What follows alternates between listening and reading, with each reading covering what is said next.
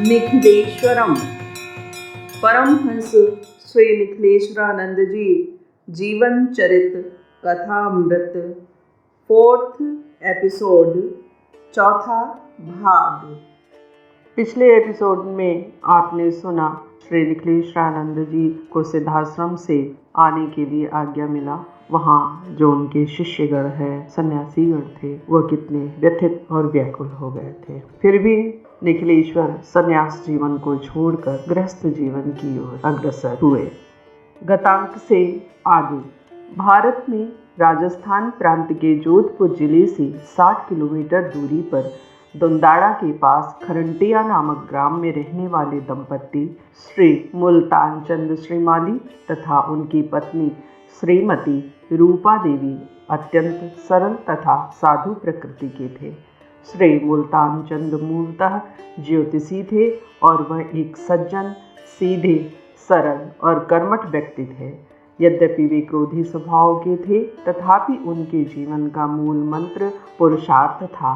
वे अपने प्रत्येक क्षण को परिश्रम के साथ व्यतीत करते और न तो स्वयं फालतू समय खोते और न किसी को खोने देते। श्रीमती रूपा देवी सच्चरित्र, भली, धार्मिक एवं सुसंस्कारित महिला थी। उनके जीवन का अधिकांश भाग पूजा पाठ तथा धार्मिक सामाजिक कार्यों में ही व्यतीत होता था।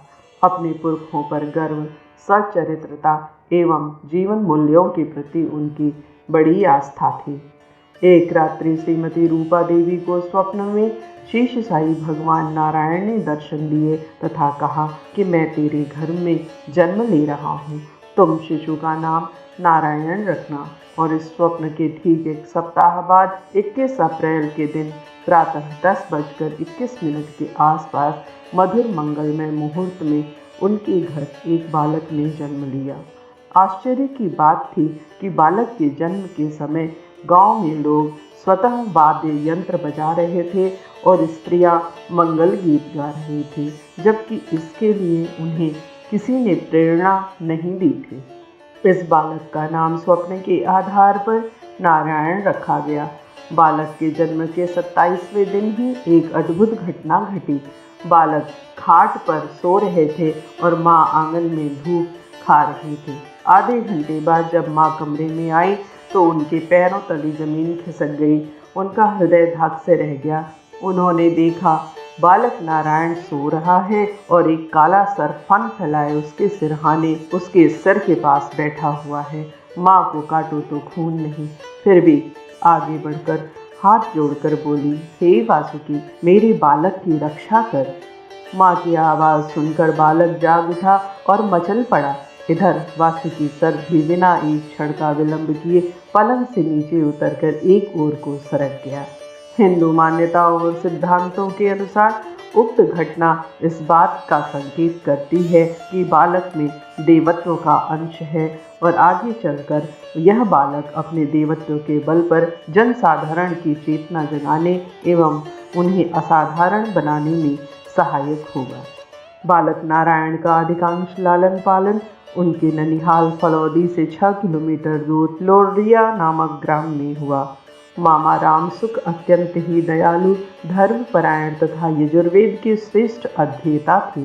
अतः उनके संरक्षण में ही बालक की शिक्षा वेदाध्ययन से हुई और मात्र 9 वर्ष की अवस्था में ही पूरे यजुर्वेद का अध्ययन तथा सस्वर उच्चारण सीख लिया।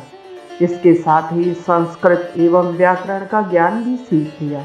स्वयं मामा जी और अन्य लोगों को इनकी कुशाग्र बुद्धि पर आश्चर्य हो रहा था। इस छोटी सी आयु में जितनी तीव्रता और तत्परता से उन्होंने वेदाध्ययन किया, वह अपने आप में सुखद आश्चर्य था। बालक नारायण बचपन से ही दयालु एवं साधु प्रकृति के थे तथा पूरे गांव के लाडले थे। हमेशा पूजा पाठ करना, संध्या वंदनोपरांत वेद अध्ययन करना, सास्वर तथा मधुर कंठ से शिव स्तुति करना उन्हें प्रिय था। किसी को दुख या विपत्ति में तो वे देख ही नहीं सकते थे।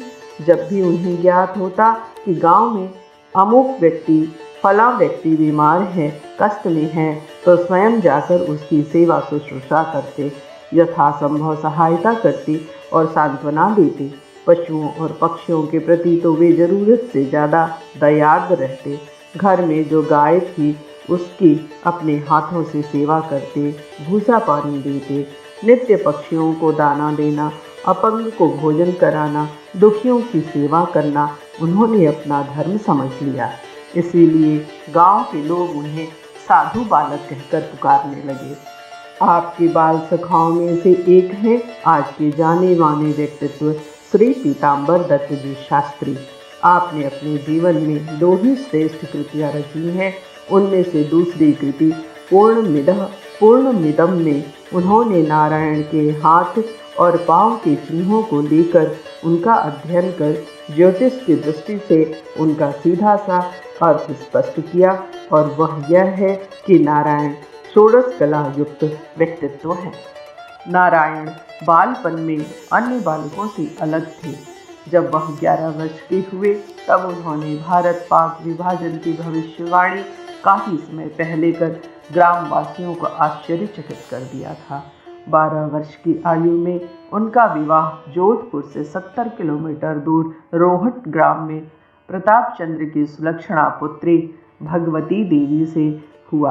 बालिका भगवती स्वयं छोटी उम्र की होते हुए भी ईश्वर पूजा, भजन, स्तुति आदि में ज़रूरत से ज़्यादा रुचि लेती, और जो उम्र खेलने खाने की होती है उस उम्र में वह घंटों पूजन अर्चना करती रहती।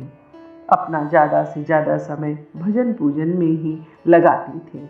विवाह के उपरांत कुछ काल के अनंतर बालक नारायण के पिताजी कुछ कारणों से लूनी आकर बस गए। लूनी ग्राम जोधपुर से 30 किलोमीटर दूर है और थोड़ी सी आबादी है। यहाँ आने के बाद बालक नारायण की इच्छा से इन्हें स्थानीय विद्यालय में पढ़ने के लिए भर्ती कराया। उस समय अंग्रेजी शिक्षा तीसरी कक्षा से ही शुरू हो जाती थी। 3 वर्ष तक लूनी में, फिर 1 वर्ष लोर्डिया में, फिर जोधपुर की विद्याशाला स्कूल में 1 वर्ष तथा फिर 8वीं कक्षा लूनी विद्यालय से पास की। इसके बाद 2 वर्ष का शिक्षण उन्होंने फलौदी विद्यालय से लिया, पर इस पूरे शिक्षण काल में उनका वेदाध्ययन, पूजा पाठ, जप तप नियमित चलता रहा। इन दिनों एक नई बात अनुभव हुई। एक दिन रविवार को वे स्नान कर पूजा करने बैठे ही थे कि उनकी समाधि लग गई, और वह समाधि लगभग 3.5 घंटे रही। इस पूरी अवधि में उन्हें अपने शरीर का कतई भान नहीं रहा। सहपाठी जो इनके साथ रह रहा था उन्हें इस प्रकार निश्चल बैठा देखकर घबरा गया। जब उनकी समाधि खुली तब उस सहपाठी की जान में जान आई। इसके बाद कई बार पूजा स्थल पर पूजा के पहले या पूजा के बाद या पूजा के समय नारायण की समाधि लग जाती और घंटों लगी रहती। इस समाधि अवस्था में उनका चेहरा एक अवर्णित प्रकाश से जगमगाता रहता। चेहरे की चारों ओर एक विशेष प्रकार का प्रभामंडल बन जाता। शिक्षा के बाद नारायण वापस लूनी जंक्शन आ गए और परिस्थितियों से विवश होकर उन्होंने अपना अध्यापन कार्य प्रारंभ कर दिया, क्योंकि यह कार्य सर्वथा उनके लिए अनुकूल था। वह कोई ऐसा कार्य करना चाहते थे जो समाज उपयोगी हो, जिससे समाज का निर्माण हो, समाज का हित हो और जिससे समाज की आधारभूत बालकों का चारित्रिक और नैतिक विकास हो सके। परंतु इसके साथ ही साथ उनका ध्यान, पूजा पाठ आदि का कार्यक्रम भी चलता रहा, और अध्यापन कार्य के बाद जो भी समय बचता वह प्रभु चरणों में व्यतीत होता। उनकी इस स्थिति को देखकर घर वाले काफ़ी विचार करते।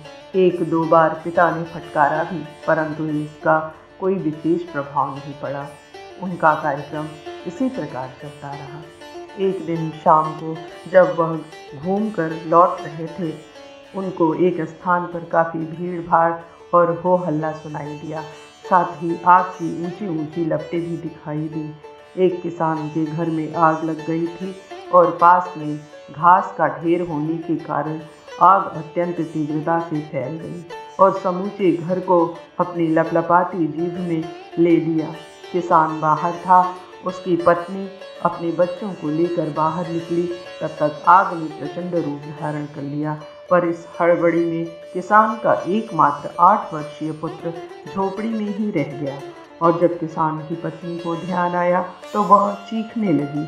उसका करुणा क्रंदन पूरी भीड़ को झंझना रहा था। पर उस प्रचंड आग में कौन कूदे, यह संभव भी कहाँ था, क्योंकि जो भी उस आग में कूदता उसे अपने प्राणों से हाथ धोना पड़ता। सारी भीड़ किसान पत्नी का करुण क्रंदन सुन रही थी, पर विवश थी। एक दो नौजवानों ने आगे बढ़ने की हिम्मत भी की, पर ताप तक जाते जाते पुनः लौट आए।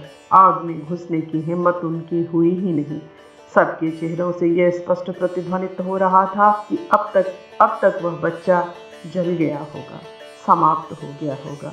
हो सकता है जीवित भी हो, पर आग में कूदे कौन, बैठे बिठाए कौन मौत से खेले। तभी उधर से नारायण निकले।